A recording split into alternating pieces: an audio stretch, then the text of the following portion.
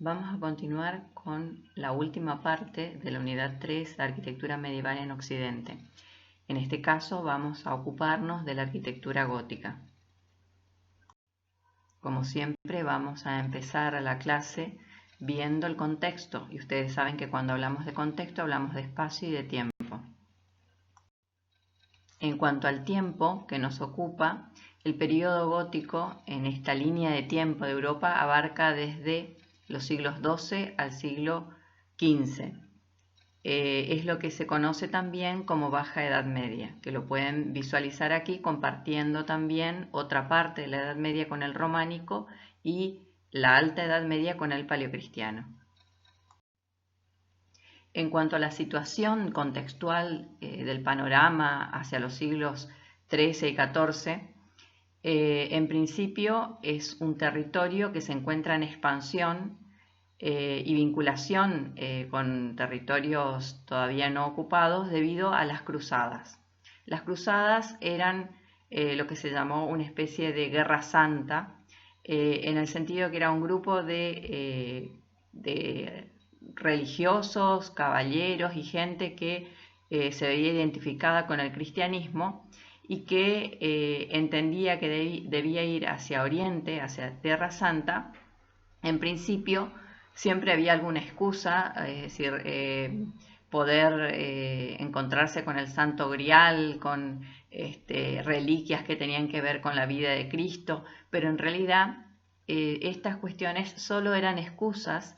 que camuflaban la verdadera intención, que era recuperar los territorios de Oriente que habían sido tomados por los turcos, por los musulmanes. Entonces, básicamente lo que se pretendía era recuperar tierras e ir ganando tierras inclusive.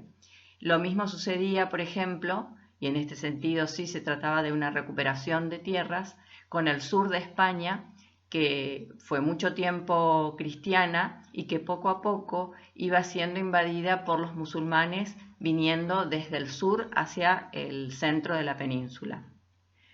Luego también otra cuestión importante es que los caballeros o los nobles, o también lo conocíamos nosotros cuando vimos el románico, los señores feudales, fueron sustituidos por una clase de soldados profesionales. Es decir, antes ustedes sabían que los señores feudales le rendían fidelidad al rey y también, por supuesto, defendían su territorio.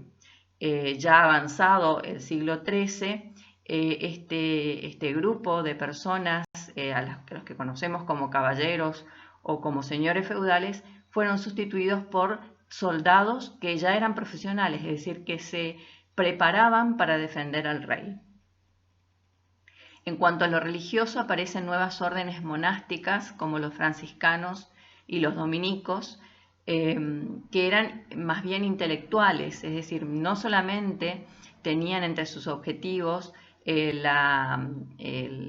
cuestión espiritual y religiosa, sino que también eran profundamente conocedores de lo que era en ese momento la sapiencia del momento, ¿no? Y de alguna manera, si conocemos muchas cuestiones relativas a la Edad Media, incluso a la antigüedad griega y romana, es a partir de estas órdenes monásticas.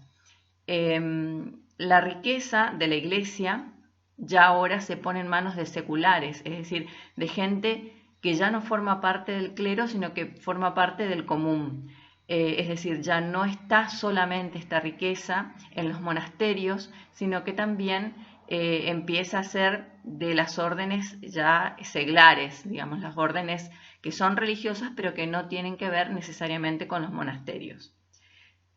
Por otra parte, hay una mayor actividad comercial, y esto va a ser la diferencia sustancial,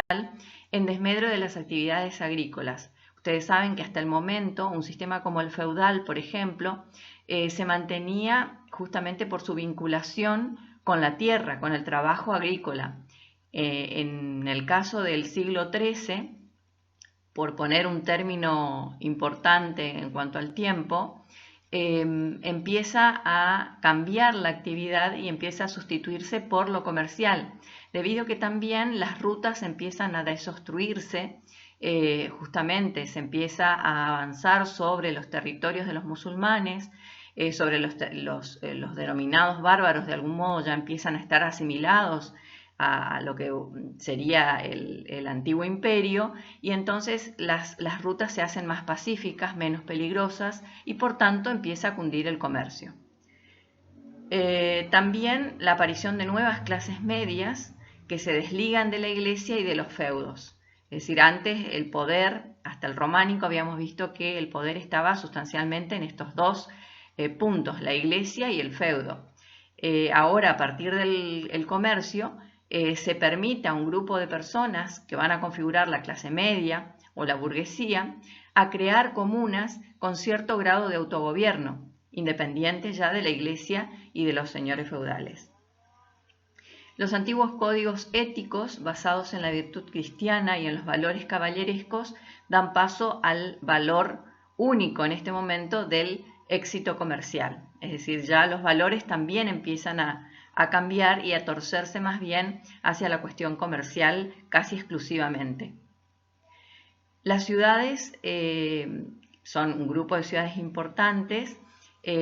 casi de manera autónoma empiezan a conformar asociaciones de comercio, como por ejemplo son la Liga Hanseática hacia el norte, hacia donde están hoy los países bálticos, o sobre el mar Báltico y los Países Bajos, y la Liga Lombarda, que estaría rodeando prácticamente a la zona de los Alpes en el norte de Italia. Estas dos ligas son grupos de ciudades que se prestan entre ellos, por un lado, el servicio del comercio, es decir, se compran y venden entre ellas, y crean grupos comerciales muy importantes con los que incluso compiten frente a otras ciudades. Ambos empiezan a formar gremios de oficios que empiezan a hacer estas asociaciones que nuclean a todos los trabajadores de determinado rubro. Va a existir, por ejemplo, el gremio de los zapateros, el gremio de los pintores, el gremio de los constructores, ¿no es cierto?, en función del oficio, y que por supuesto también este grupo va a defender los intereses de estos trabajadores. Y en cuanto al mapa de la Europa del siglo XIV,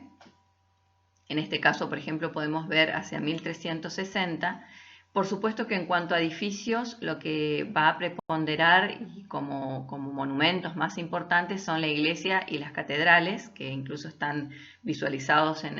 el mapa. También empiezan a aparecer las principales universidades, por supuesto, todas ellas en manos en general del clero, que son, como decíamos, los depositarios del saber universal, digamos, y del conocimiento del momento. Y por otra parte, lo que podemos ver aquí es cómo Europa se divide en una suerte de multitud de reinos, como el reino de Francia, el reino de Castilla, de Aragón, de Portugal, y si se detienen un poquito más hacia la derecha, hacia el oriente, van a ver que el Imperio de Oriente prácticamente se redujo a lo que serían las posesiones alrededor de Constantinopla, nada más. Y todo el resto ya empezó a ser parte de principados y reinos independientes. Por supuesto, también cabe decir que el Imperio de Oriente finalmente va a sucumbir en poder de los turcos para 1453. Vamos a ver ahora qué sucede con la sociedad del momento. La transformación de la época, desde los siglos XI al XV, se da de manera paulatina. Por lo tanto, siguen existiendo, por supuesto, el rey como la cabeza de la pirámide, ¿no es cierto?, que es, porque esto es una sociedad estamental, es decir, por capas o por estamentos. Después siguen existiendo los nobles, que son los caballeros y todos los que tienen título nobiliario, como los duques, los marqueses, los condes, y el clero, tanto secular como monacal, como pueden ser los obispos, los abades, los monjes y los frailes, también siguen existiendo y viviendo en el monasterio como conocíamos nosotros en el caso del románico. Por otra parte, siguen existiendo los campesinos que cada vez más se empiezan a independizar de los señores feudales y por lo tanto también abandonar la campiña, que era el lugar donde usualmente desarrollaban sus actividades, o las aldeas, a favor de una nueva sociedad, perdón, un nuevo estamento social que van a ser los burgueses, formados especialmente por banqueros, comerciantes, estudiantes, artesanos y criados, que en definitiva vivían en lo que se va a llamar la nueva urbe o la ciudad, que va a tener patrones de vida, por supuesto, diferentes a los de la zona rural o los de la zona de las aldeas.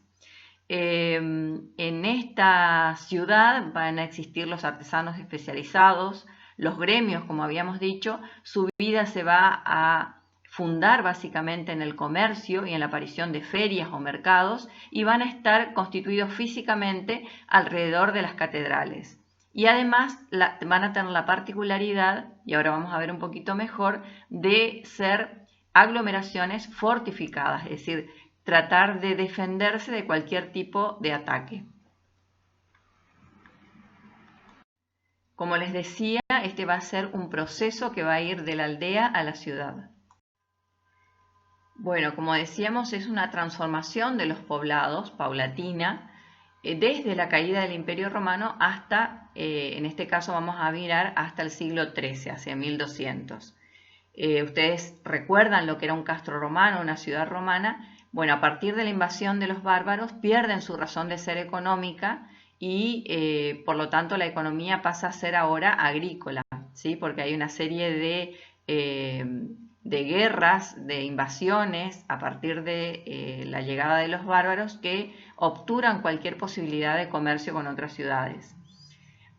Por otro lado están los asentamientos bárbaros propiamente dicho, que se podían establecer, estos grupos de bárbaros del norte podían establecerse dentro de las murallas, o también ocupar restos de ciudades romanas, ¿sí?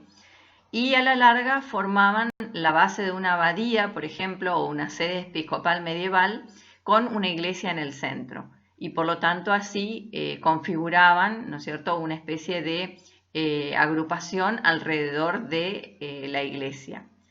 Para el siglo IX, por ejemplo, empiezan a establecerse algunos burgos que son como precariamente unos núcleos mínimos que van a dar lugar luego, más adelante, a las ciudades, y que en realidad son establecimientos estratégicos o fuertes, fortificados, de origen militar, que tiene justamente esta función de defender por un lado y de ser avanzada sobre el territorio. Más adelante, a partir de los pequeños núcleos urbanos que se iban situando alrededor de las iglesias, se iban configurando una suerte de aldeas, donde en principio las funciones principales tenían que ver con lo religioso, pero luego las cuestiones comerciales empiezan a adquirir mayor importancia, y por lo tanto esta cuestión comercial se va a llevar a cabo fuera de las murallas. Cuando la actividad comercial empieza a ser preponderante por encima de las otras actividades de la aldea, la muralla empieza a incorporar a estas actividades comerciales como mercados y demás, y por lo tanto empieza a crecer la ciudad. Otra cuestión importante es que los ciudadanos de la ciudad se consideran libres, ¿sí? Libres de comerciar y libres en cuanto a sus derechos de realizar sus actividades, incluso muchos artesanos, que es la actividad que empieza a configurarse ahora, se empiezan a agrupar en gremios que los defienden en cuanto a sus intereses, y por lo tanto toda la actividad agrícola, como decíamos, empieza a tener menor preponderancia. Tanto es así que los que habían sido vasallos de los señores feudales empiezan a acudir a las ciudades porque escapan de la situación de pseudoesclavitud, digamos, que tenían con los señores feudales, para llegar a la ciudad y considerarse hombres libres. Es interesante, y acá hago un paréntesis, si tienen oportunidad de ver, por ejemplo, algunas películas o series que tengan que ver con la Edad Media, es interesante ver este fenómeno social que normalmente en el cine se lleva bastante fielmente. Y en particular me gustaría recomendar, por ejemplo, en una serie de Netflix que se llama La Catedral del Mar, donde se cuenta a partir de una sucesión de generaciones de una misma familia, todo el devenir, digamos, desde ser simplemente una familia siervo de señores feudales hasta convertirse en ciudadanos libres. Entonces, a partir de la historia particular de una familia, uno puede ver todo el devenir social, ¿no es cierto?, de la Edad Media. La ciudad medieval, como les decía, era en general una ciudad fortificada que se configuraba, por ejemplo, con pequeñas casas que se iban juntando unas con otras hasta armar un caserío, y las calles se iban armando en función de los espacios libres que quedaban entre caserío y caserío. De manera que por este modo de constituirse la ciudad, las calles no eran en absoluto rectas, sino todo lo contrario, tenían un trazado más bien orgánico que iba dándose lugar entre el caserío. Entonces podemos ver así, por ejemplo, a la derecha en la parte superior, un plano de una ciudad medieval, y ustedes pueden ver cómo estas calles son de un trazado absolutamente irregular. Lo mismo pueden ver en la imagen de abajo, en una imagen aérea. Hacia la izquierda tienen el tipo de viviendas, sobre todo en la zona de Centro Europa y Norte de Europa, que se configuraban en generalmente 2 o 3 plantas, con una estructura de madera y con un cerramiento de algún tipo de aglomerado de material de tierra o barro, o muchas veces podría ser también con algún elemento vegetal que aglutinara el barro para poder configurar los paneles de cerramiento entre madera y madera, o a veces ladrillos, ¿sí? Entonces era un sistema estructural independiente configurado por madera, y que luego se rellenaba, digamos, con algún tipo de material más liviano para hacer los entrepaños. Vamos a ver ahora lo que llamamos la experiencia gótica propiamente dicha, y cuando nos referimos a esto estamos hablando de la arquitectura, y básicamente de la arquitectura de las catedrales. Bueno, ustedes saben que los religiosos se aglutinan en órdenes religiosas, y hacia 1124 existía en Europa una poderosa orden monástica que dominaba toda la Europa cristiana, que era la Orden de Cluny. Esta orden prevaleció durante mucho tiempo, y con los cambios sociales que empezaron a producirse sobre la Baja Edad Media, esta orden puede considerarse como ya en retirada, en el sentido que tenía todavía parámetros muy tradicionales, sobre todo a los ojos de un abad, de un monje, Bernardo de Clairvaux, que era líder de una nueva orden que empezaba a configurarse con carácter reformista, es decir, tratando de innovar sobre las cuestiones, por ejemplo, ya consensuadas desde hace mucho tiempo antes de la Orden de Cluny. Se rebelaba contra la Orden de Cluny. Bernardo de Clairvaux arma o configura lo que va a llamarse la Orden del Cister, y sus parámetros más importantes eran alejarse del éxito mundano y recuperar el antiguo idealismo de la regla de San Benito, que era la austeridad, ¿no es cierto? O sea, más bien el apego hacia la pobreza, el desapego hacia todos los honores y a las riquezas del mundo material.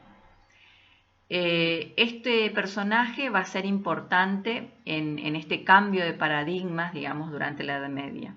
Y por otra parte, otro personaje que va a ser el abad de Saint-Denis, que es el abad Suger, que emprendió una gran renovación de la iglesia, con una visión diferente a la de Bernardo, pero que también se oponía a la orden antigua, a la orden de Cluny. Él decía que las cosas más costosas debían servir primero y sobre todo para la administración de la Santa Eucaristía. Es decir, que no era la austeridad su principal regla, sino que si existía algún tipo de riqueza, esa riqueza tenía que necesariamente servir a la Iglesia y en especial a la Santa Eucaristía.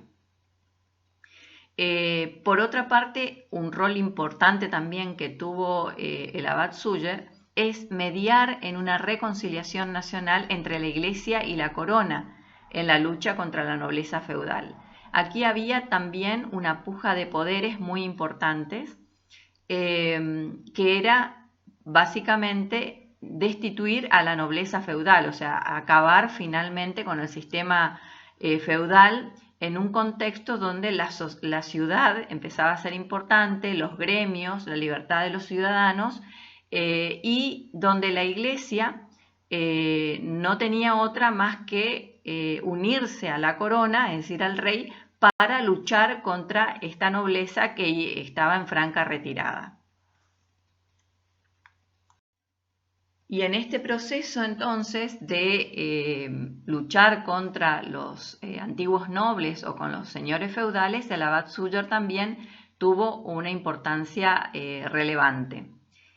Ambos abades, tanto Bernardo como Súger, cuestionaban los principios de la Iglesia románica en su apogeo cluniacense, es decir, de la Orden de Cluny, como les decía, considerada ya perimida, ¿no es cierto?, con valores que tenían que ver más bien con el románico.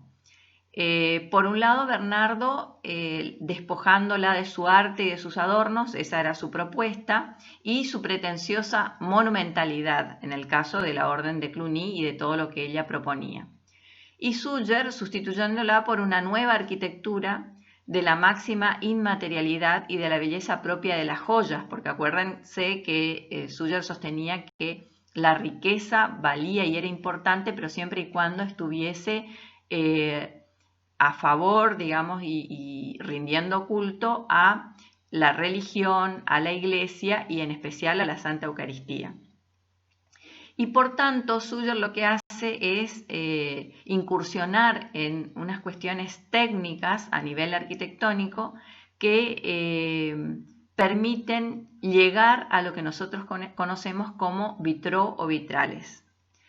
Es decir, que hay en estos dos monjes, en Bernardo y en Súger, dos impulsos opuestos. Por un lado, la sencillez de Bernardo y por otro lado, el resplandor de Súger. Pero tanto uno como otro se oponían a la orden de Cluny, propia del románico, que se consideraba ya perimida. La iglesia de Saint-Denis en Francia, que data del siglo XII, de 1140 a 1144, era una iglesia que preexistía, es decir, que era más bien de carácter del último románico y que había sido, que se había incendiado, se había incendiado sobre todo la parte del coro, había prácticamente desaparecido. Entonces, esto significó para Súger, que estaba a cargo de Saint-Denis, la oportunidad para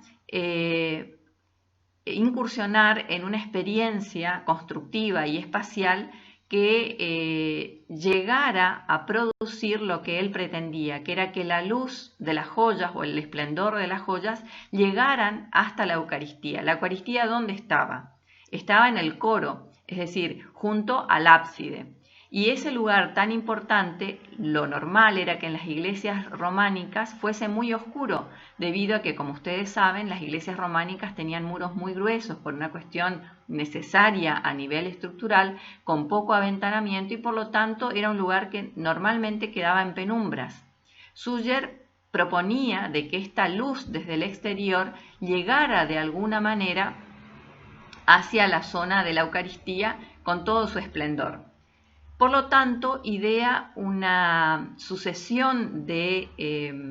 galerías, ¿no es cierto?, como en coronas, haciendo el recorrido del ábside en dos hileras de galería,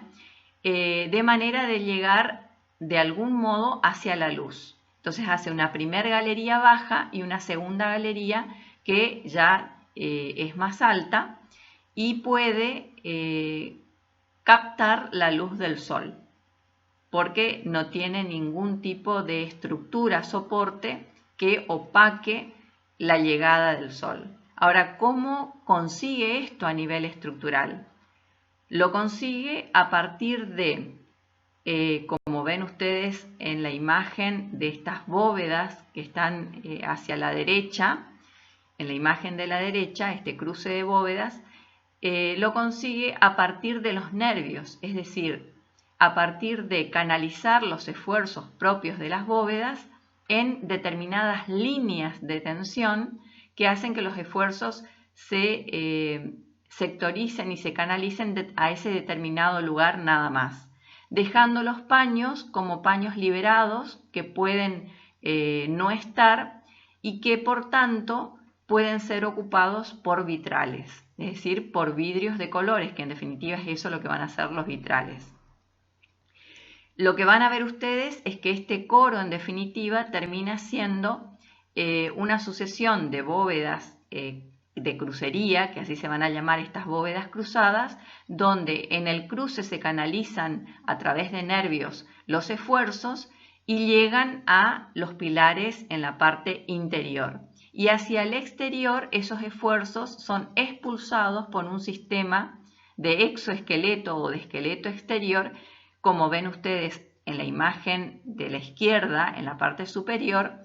Esos esfuerzos, decía, son expulsados a través de un sistema de arbotantes y luego de contrafuertes, que son esos grandes pilares que suben como a recoger los esfuerzos de la zona del coro. Por lo tanto,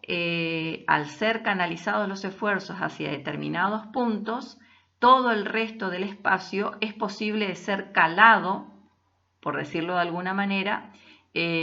por vidrios de colores, llegando así, como pretendía Suger, la mayor luminosidad filtrada incluso por los colores de los vitraux a la zona del altar. Y es eso lo que ustedes pueden ver, por ejemplo, en la imagen de la derecha, en la parte inferior, donde todo el sistema de vitrales está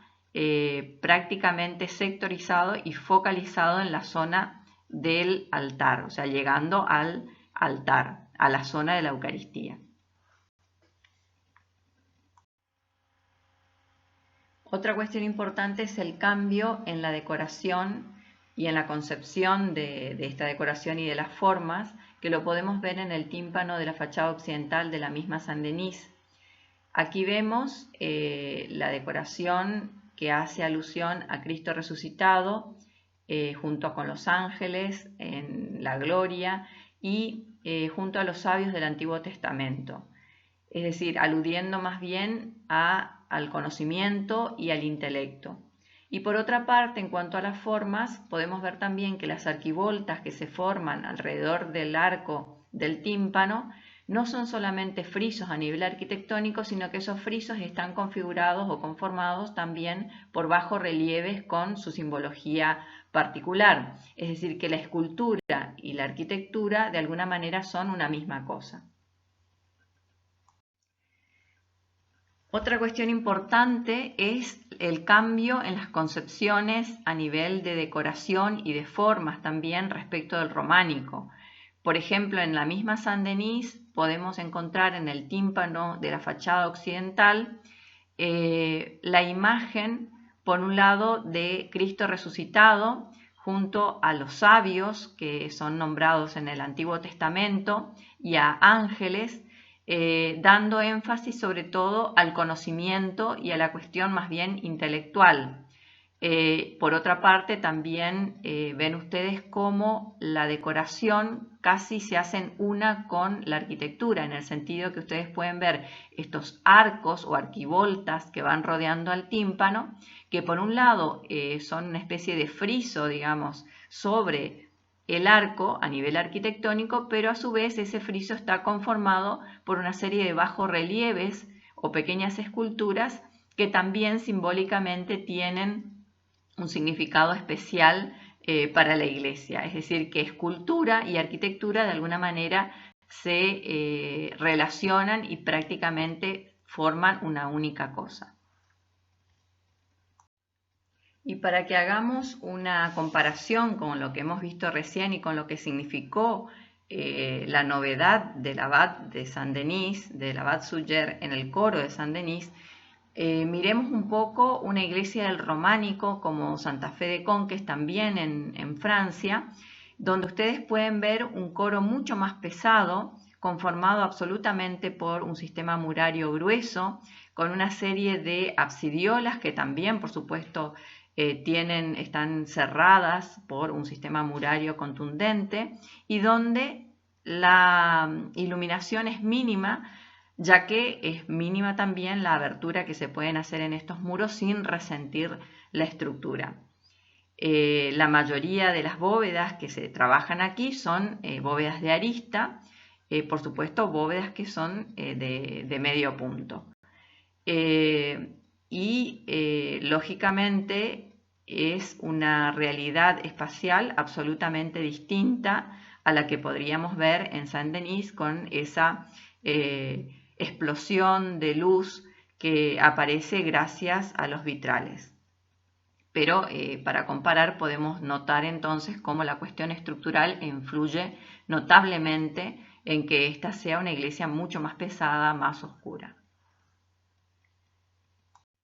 Y también podemos hacer una comparación en lo que se refiere a la decoración y a las formas, en este caso en el tímpano de la fachada occidental de Conques, de la misma iglesia románica,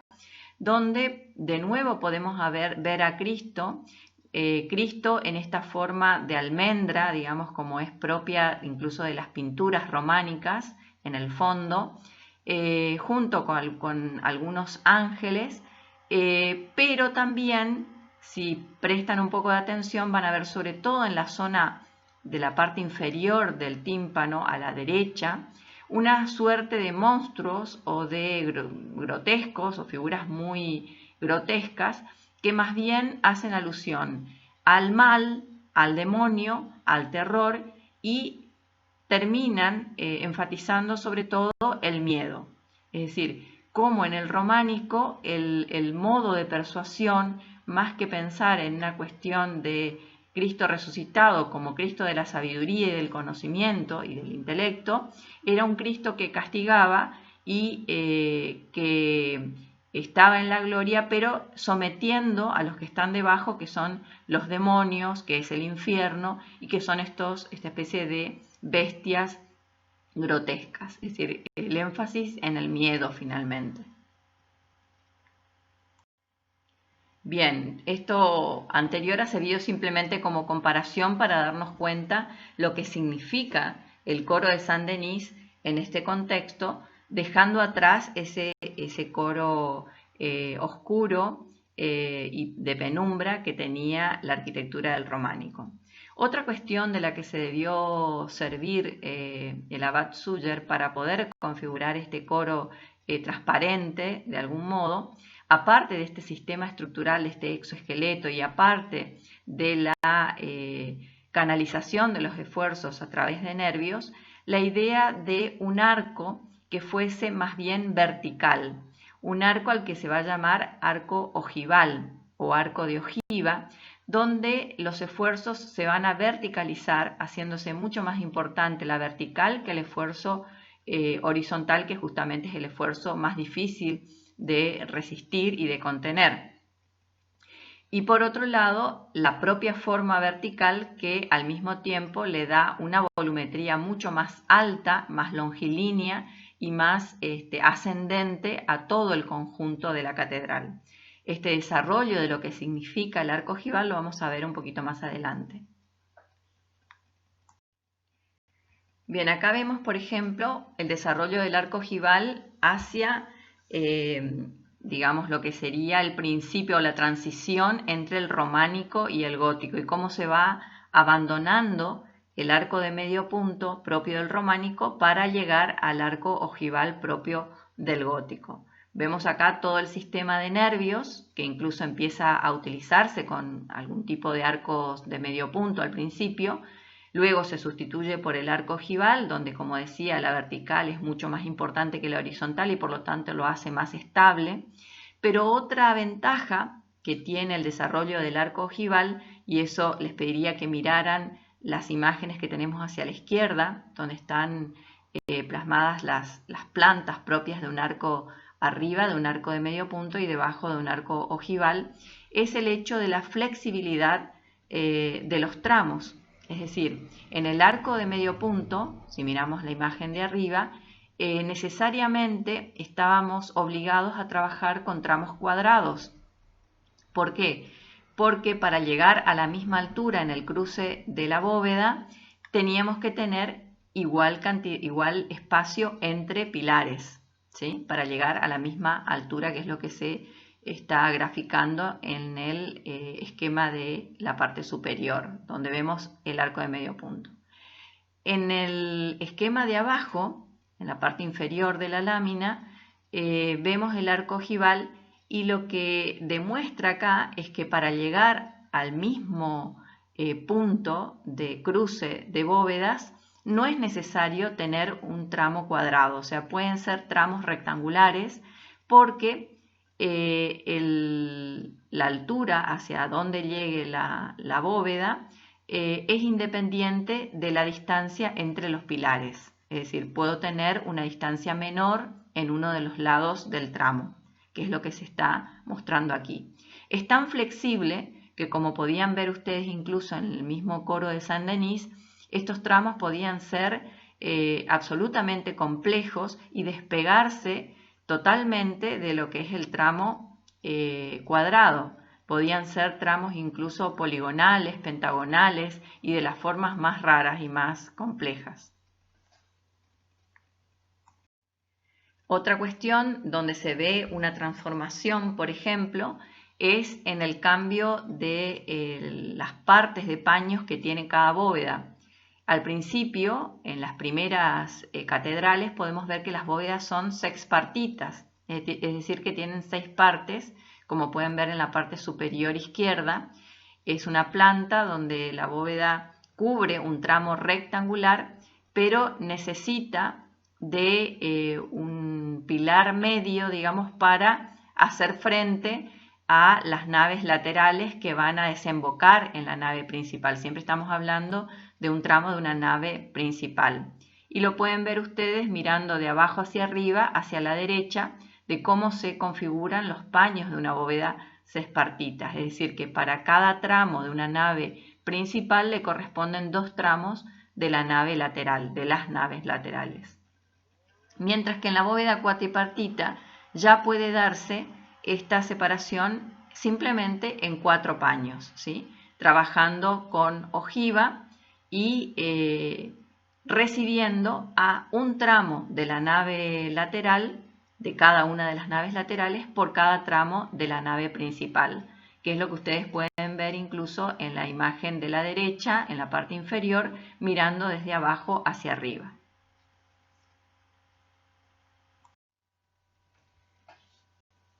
Aquí vamos a explicar un poco en qué radica la mayor resistencia del arco ojival. Si ustedes miran la imagen de la izquierda, van a ver que existe aquí un arco de medio punto, que incluso está apuntalado por un gato moderno, ¿no es cierto?, que está sosteniendo la parte del medio, es decir, la parte de la clave. Y van a ver que justamente el sector donde el arco empieza a romperse es cuando se llega al tercio cercano a la zona de las impostas, es decir, del arranque del arco, ¿sí? Lo más cercano al muro de apoyo. Entonces, podríamos decir que ese es el punto crítico que tiene un arco de medio punto. Si nosotros hacemos de cuenta que interceptamos 2 círculos, entendiendo que cada medio círculo es un arco de medio punto, y tomamos su parte más álgida, digamos, que es la zona de esa cuarta parte cercana a la imposta, vamos a ver que si superponemos 2 círculos, esas 2 partes más resistentes, que son esos cuartos de semibóveda, digamos, de semiesfera, configuran en la superposición un arco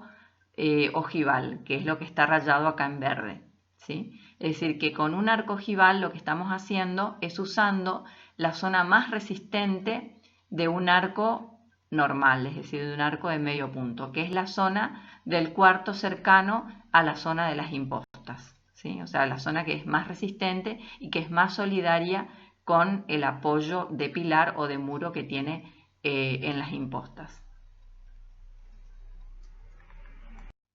Y otra manera de explicar la fortaleza y la resistencia del arco ojival es también comparándola con el arco de medio punto, donde vemos que en el arco de medio punto tanto el esfuerzo, si descomponemos los esfuerzos oblicuos que tiene un arco, ¿no es cierto?, a la compresión, los esfuerzos horizontales y verticales en un arco de medio punto son iguales, mientras que en un arco ojival los esfuerzos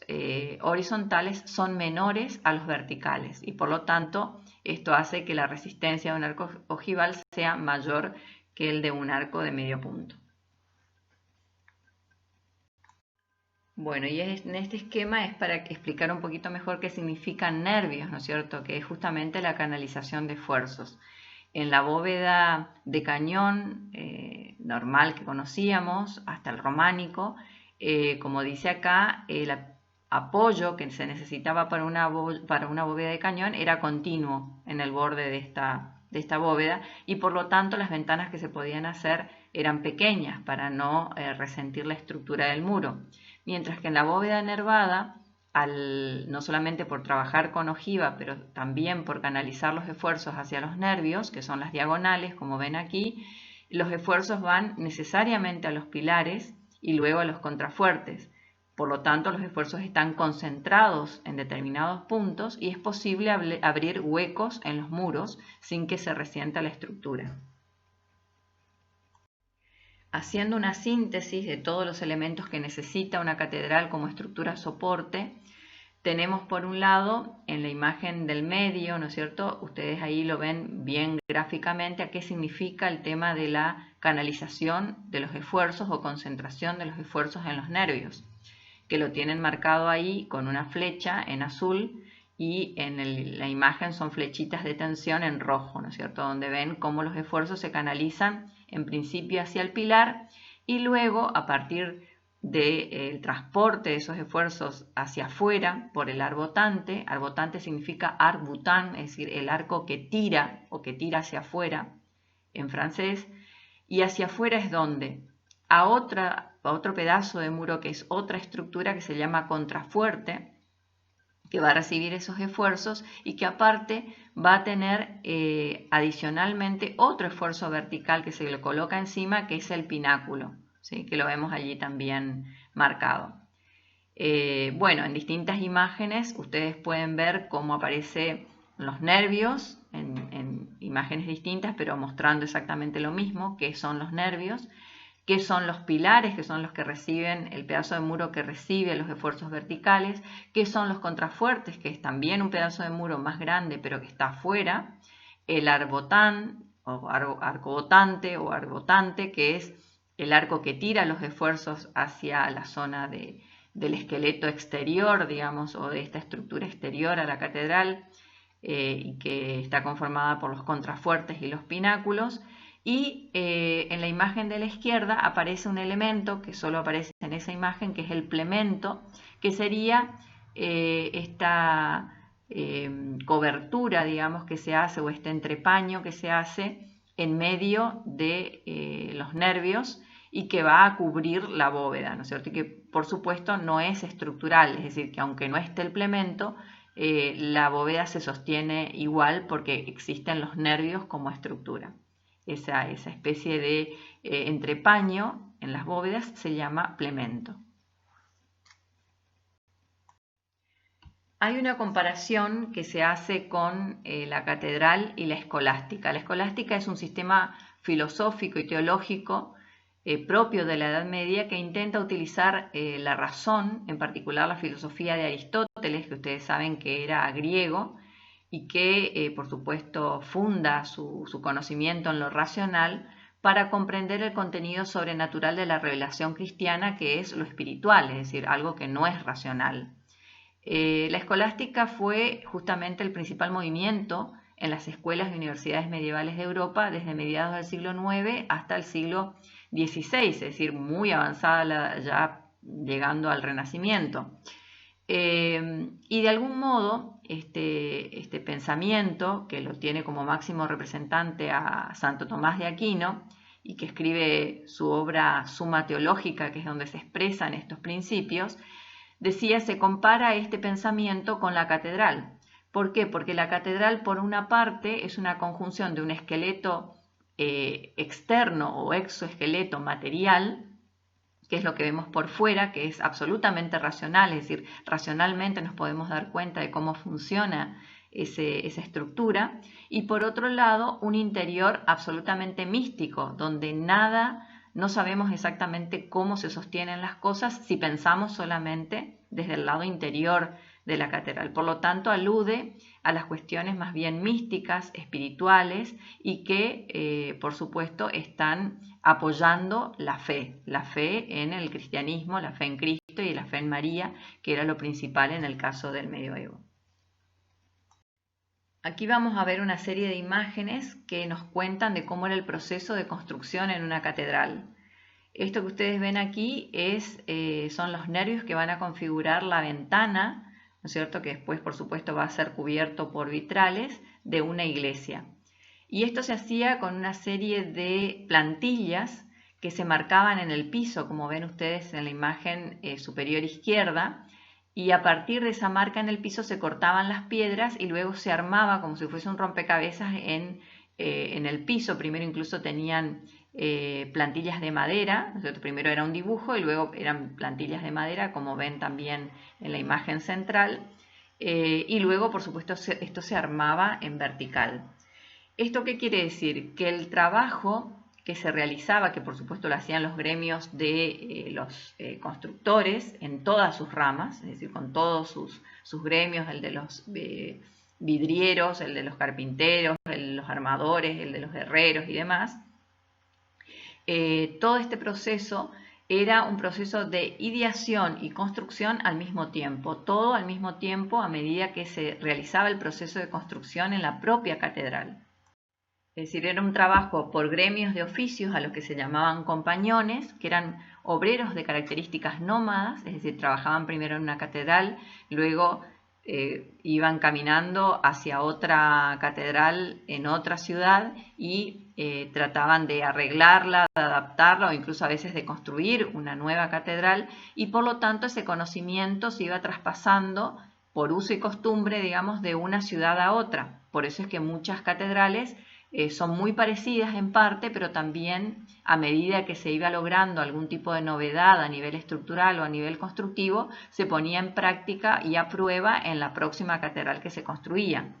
Esto quiere decir que era una construcción por prueba y error, es decir, que se daba en la propia catedral, en el propio proceso, donde se realizaba el corte a escuadra de las piedras en el mismo sitio. Es decir, que primero se producía el corte de la piedra y después se medía a ver cuánto era la cifra que daba ese corte. Es decir, yo lo primero lo tenía en la realidad al corte, en función de lo que necesitaba para construir en la propia catedral,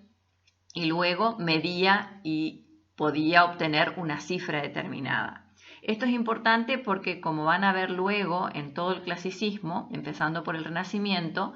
justamente la novedad es que en el Renacimiento primero vamos a tener la cifra o el número y luego se va a cortar la piedra o se va a cortar la madera en función de la cifra obtenida en primer lugar. Es decir, que no va a haber un proceso de prueba y error como en el caso del gótico, sino que va a haber un proceso de ideación primero, de planificación o proyecto para luego construirse a posteriori.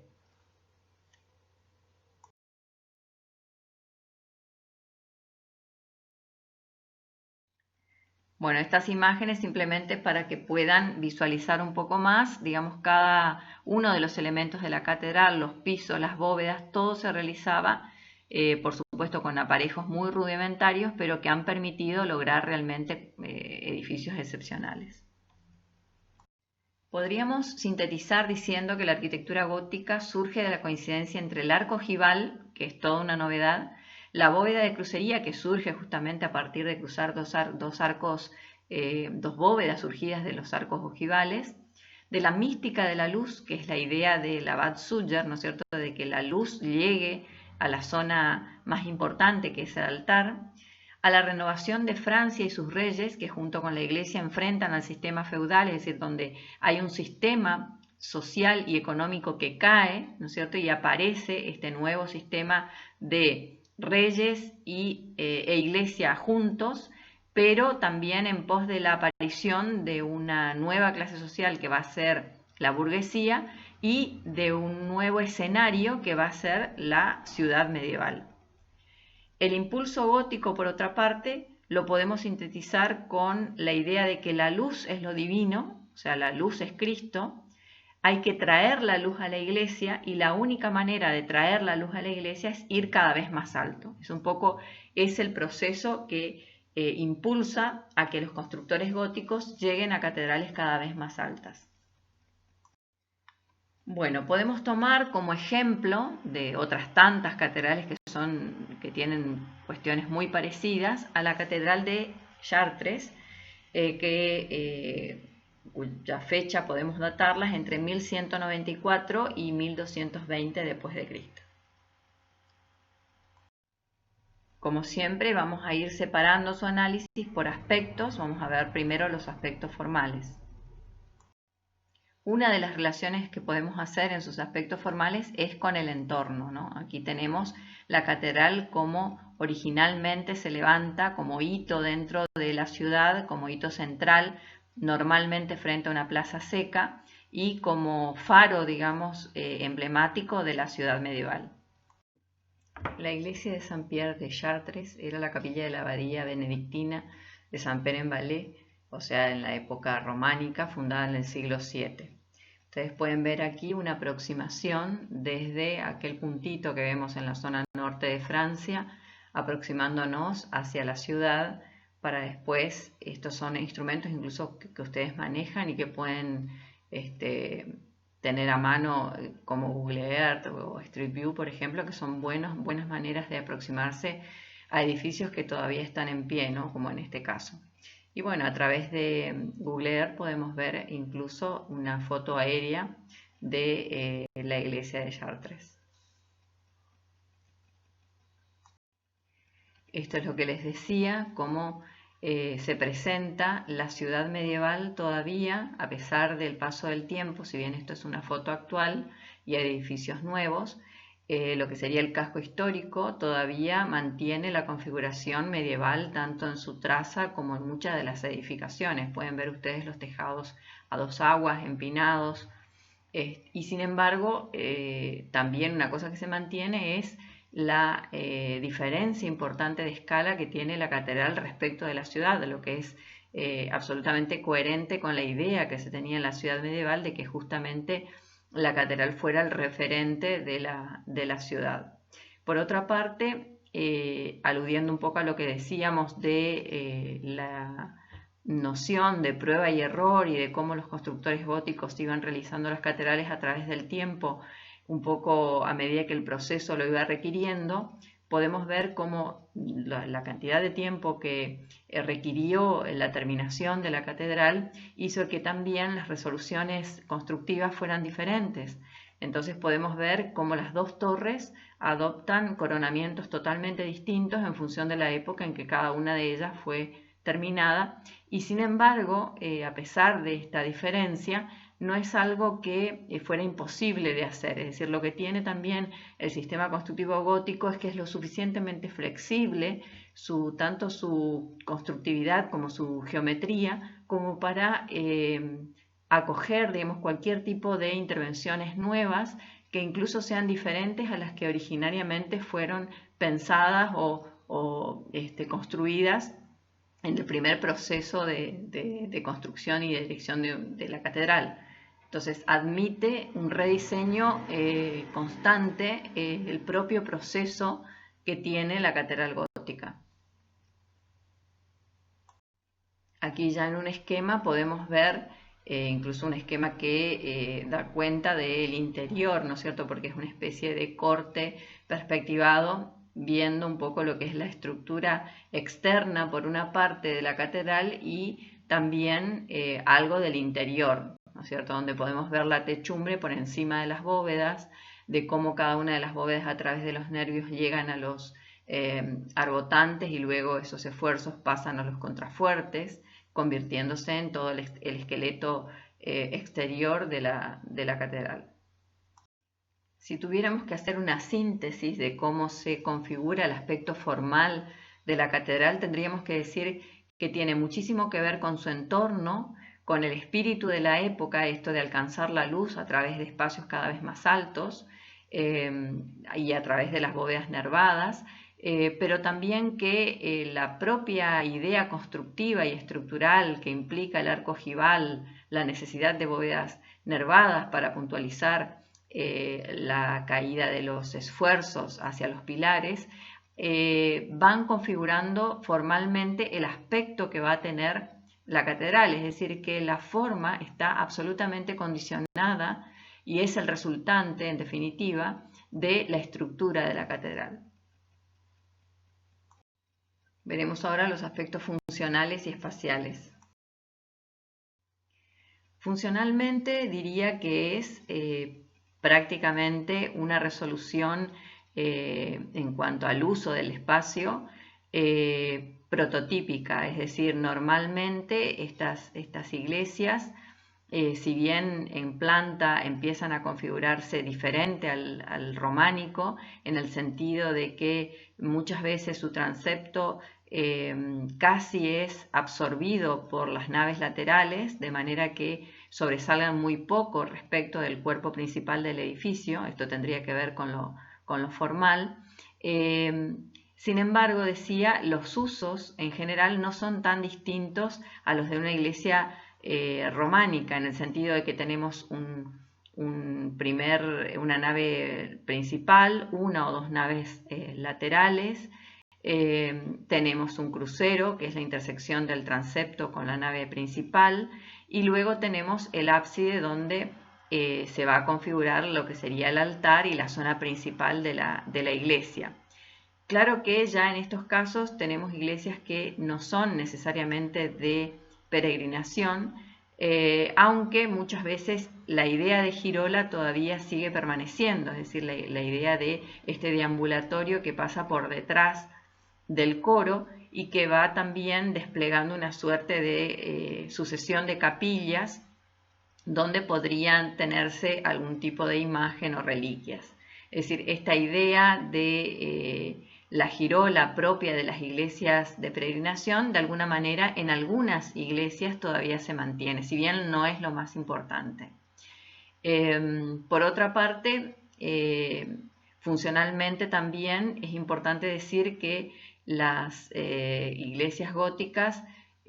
por su dimensión y por su escala, de algún modo servían también como un acceso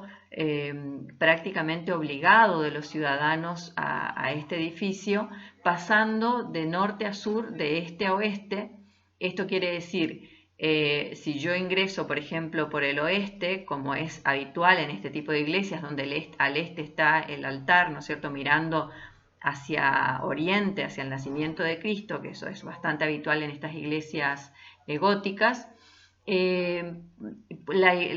grupo de ciudadanos puede ingresar por este acceso principal, pero también los ciudadanos pueden ingresar de norte a sur o de sur a norte y hasta atravesar la catedral. Es más, en algunas narraciones se cuenta de que justamente, como les decía, por la escala que tenían, a veces incluso pasaban carruajes por el medio del transepto, por ejemplo, atravesando totalmente la catedral. O sea que es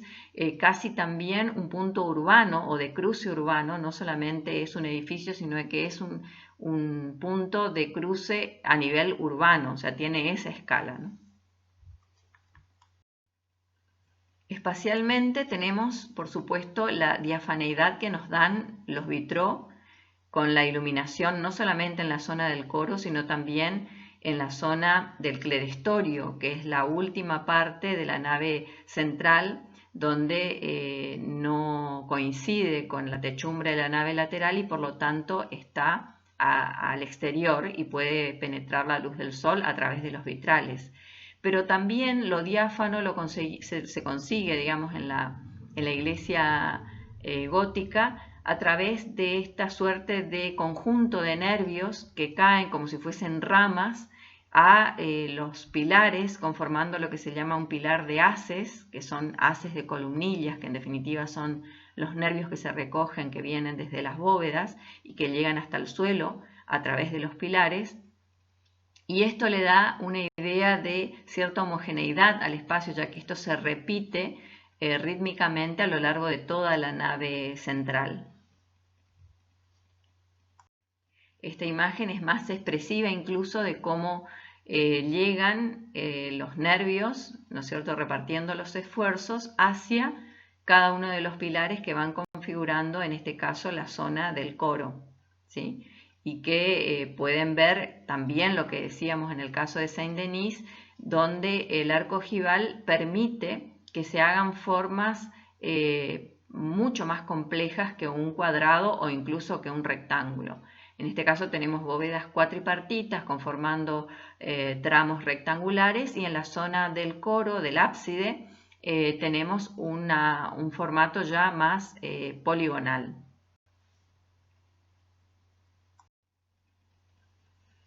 Aquí vemos también cómo a partir de la sucesión de bóvedas de crucería con formatos trapezoidales se puede ir configurando todo lo que sería la zona del coro de manera flexible, digamos, porque no estamos obligados a usar un tramo necesariamente cuadrado como en el caso del románico, donde teníamos condicionado, digamos, la idea de tener siempre una misma dimensión entre pilares. Hay que tener en cuenta que si bien nosotros separamos por aspecto o intentamos hacer cierta separación, es cierto que los aspectos entre sí se condicionan e influyen. Entonces todo lo que hemos visto hasta ahora, por ejemplo, que tiene que ver con una resultante espacial, también de alguna manera se relaciona con lo formal y a su vez también con lo estructural. Luego tenemos una cuestión que también influye en lo espacial por la coloración que le da a la atmósfera interna, que es la idea del vitral. El vitral gótico, que es lo que sustituye en definitiva a la pintura utilizada en el primer románico y en el paleocristiano, que era lo que habíamos visto hasta ahora, o incluso los mosaicos. En este caso, la idea del vidrio coloreado, recortado y unido con plomo para configurar las figuras propias de generalmente alguna narración bíblica, es un recurso característico del gótico. Como les decía, son vidrios de colores unidos por varillas de plomo. Aquí ya en colores lo que les decía antes, ¿no es cierto?, la idea funcional de qué zonas son destinadas a la nave principal, que es el acceso principal en verde, las naves laterales, que en este caso se convierten en dos naves laterales a cada lado después del transepto, el transepto, que es este cuerpo que atraviesa justamente la nave principal, luego toda la zona de la girola que en este caso es doble, que es lo amarillo, el ábside en sí mismo, que es el celeste, y las absidiolas, como veíamos hoy también, que es lo que ustedes pueden ver en color lila. También en altura podemos hacer esta disquisición funcional de partes, que son funcionalmente distintas, pero también formalmente diferentes. Si miramos un poquito el corte que tenemos hacia la izquierda, vemos el corte del límite que separa la nave principal de la nave lateral, y vemos la parte más baja que se llama zona de grandes arquerías, que es en definitiva la sucesión de arcos que tenemos, que limitan virtualmente la nave principal de la lateral. Lo podemos ver también en vista en la imagen de la derecha. Esa es la que corresponde a Chartres. Después tiene la comparación con la vista de otras catedrales, donde vemos que el sistema más o menos se repite, aunque a veces la escala cambie. Después tenemos la zona del triforio. La zona del triforio normalmente es aquella zona ciega que simplemente se decora, digamos, o se trata con una suerte de 3 ventanas, por eso la denominación de triforio. 3 arcos que están formados por columnillas y que dan a una pared ciega. ¿Por qué ciega? Porque es el lugar, si ustedes miran en corte, es el lugar donde va el techo de la nave lateral, por lo tanto no puede estar al descubierto. Pero para que no quede como un paño absolutamente ciego, se hace esta especie de animación de ese muro a través de 3 ventanas o a veces de 2 ventanas. Y hay incluso casos en que aparecen, como en Chartres, 2 arcos con 3 ventanas cada uno, ¿sí? O sea que terminan siendo 6 pequeños arcos en el triforio por tramo, ¿no? Esta zona también estructuralmente tiene un sentido porque hace las veces como de viga de encadenado, digamos, al ser un elemento sólido, ciego, de viga de encadenado que va arriostrando todos los pilares entre sí, como si fuese una gran cincha, digamos, que va sosteniendo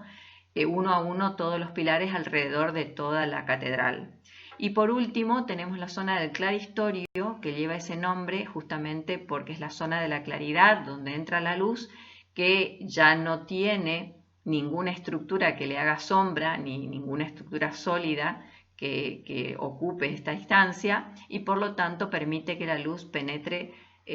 tranquilamente a través de los vitrales, porque es esta la zona que se ilumina a través de estos vidrios colorados. Tenemos luego los aspectos constructivos estructurales. En el caso del gótico, este aspecto es fundamental, ya que de alguna manera va determinando los otros aspectos. Si bien en principio nosotros podríamos decir que es esta voluntad de iluminar el espacio lo que lleva a los constructores góticos a tener estos espacios cada vez más elevados y más complejos, ¿no? y armar un sistema estructural que les permita llevar la claridad al interior de la catedral. Aquí pueden ver los elementos que en general hemos mencionado siempre, ¿no? En un corte, en este caso un corte perspectivado, podemos ver el sistema de arquerías, el sistema del triforio, que era lo que les decía en la imagen de la izquierda, donde va a parar toda la estructura de madera que es la cubierta de la nave lateral, y después ya todo el sistema de clerestorio o de los ventanales. A su vez, esos ventanales son los entrepaños entre pilar y pilar, y es en la zona del pilar donde llegan los nervios con toda la carga de tensiones estructurales focalizadas en ese punto, ¿no? En el punto de los nervios, como si fuesen líneas y que llegan a los pilares. Eso en cuanto a la carga vertical, porque la carga horizontal está absorbida por los arbotantes, que son estos, vuelvo a insistir, esta especie de brazos que lanzan los esfuerzos hacia el exterior y que van a llegar a los contrafuertes, que son estos grandes trozos de muro, ¿sí? Que son importantes, macizos, y que al mismo tiempo reciben el esfuerzo vertical adicional de un elemento que aparte tiene visualmente, formalmente, una forma bastante particular, que es el pináculo. Esto para acusar un poco el mismo corte ya con nombres, para acusar, decía, el hecho de que la estructura es estructura, o sea, sostiene el edificio y a la vez es decoración, o sea, también se cumple de alguna manera un rol formal. El gótico, justamente por esta idea de los compañones llevando su modo de hacer a través de las ciudades, estos grupos nómades que iban construyendo con un mismo modo de hacer, que por supuesto iba sufriendo alteraciones según los lugares a donde se iba y según iba pasando el tiempo y se iba adquiriendo experiencia, contribuye al hecho de que el gótico se internacionalice, es decir, que salga fuera de su centro más habitual, que es el gótico francés, por ejemplo, y también llegue a toda la zona del norte de Europa, como puede ser Alemania, Gran Bretaña y toda la zona de países daneses y de los Países Bajos. Aquí, por ejemplo, la Catedral de Salisbury en Inglaterra del 1220, podemos ver que si bien es el mismo gótico en principio, empieza a haber algunas modificaciones, como el hecho que aparezcan más brazos a nivel de, como haciendo de transeptos, digamos, y que empiezan a dar una volumetría bastante particular. En este caso la Catedral de Colonia en Alemania del 1239, las partes son básicamente las mismas y la decoración en todo caso cambia en algún aspecto, por ejemplo en las torres, que las torres son casi poligonales, digamos, con una base cuadrada, pero que se transforman casi en polígonos a medida que se asciende.